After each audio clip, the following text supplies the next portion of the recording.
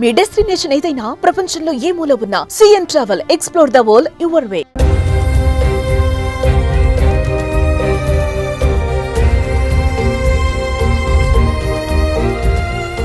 America మాజీ 39వ అధ్యక్షుడు నోబెల్ శాంతి గ్రహీత జిమ్మీ కార్టర్ 100 సంవత్సరాల వయసులో కన్నుమూశారు.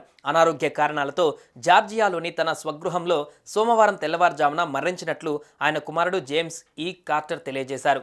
జిమ్మీ కార్టర్ మృతి పట్ల Joe Biden, Barack Obama, Trump సహా పలువురు ప్రముఖులు సంతాపం తెలిపారు. జిమ్మీ కార్టర్ అసాధారణ నాయకుడు, రాజనీతిజ్ఞుడు, మానవతావాది అని శాంతి స్థాపన, పౌర మానవ హక్కుల అభివృద్ధి, ఇంధన విధానం తదితర అంశాలలో తనదైన ముద్ర వేశారని జో బైడెన్ చెప్పుకువచ్చారు.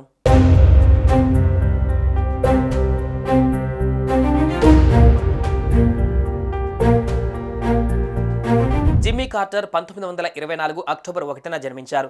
ఈ ఏడాది తన 100 పుట్టినరోజును ఘనంగా జరుపుకున్నారు. 1946లో యుఎస్ నావెల్ అకాడమీ నుంచి పట్టభద్రుడైన జిమ్మీ కార్టర్ సబ్మెరైన్ యాక్టివిటీస్లో నైపుణ్యం కలిగిన షిప్ ఆఫీసర్గా పనిచేశారు. 1963లో జార్జియా స్టేట్ సెనేటర్గా ప్రజా జీవితంలోకి ప్రవేశించారు. ఆ తర్వాత 1971 నుంచి 75 వరకు గవర్నర్గా పనిచేసి 1977 నుంచి 1981 వరకు అమెరికా 39వ అధ్యక్షుడిగా పనిచేశారు.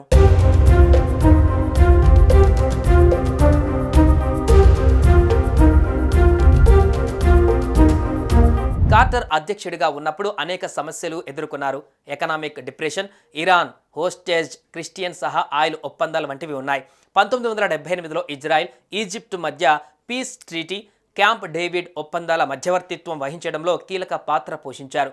జిమ్మీ కార్టర్ ఇంటర్నేషనల్ కాన్ఫ్లిక్ట్స్కు పీస్ఫుల్ సొల్యూషన్స్ కనుగొనడానికి, ఎకానమిక్ అండ్ సోషల్ డెవలప్మెంట్ ప్రోత్సహించడానికి దశాబ్దాలుగా చేసిన నిరంతర కృషికి 2002లో నోబెల్ శాంతి బహుమతి అందుకున్నారు.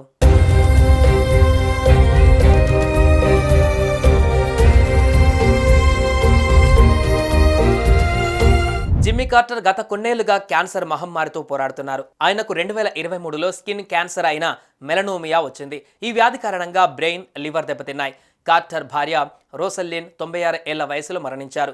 యుఎస్కి అధ్యక్షుడిగా సేవలు అందించి 100 ఏళ్లు బతికిన మొదటి వ్యక్తిగాను జిమ్మీ కార్టర్ రికార్డు నెలకొల్పారు.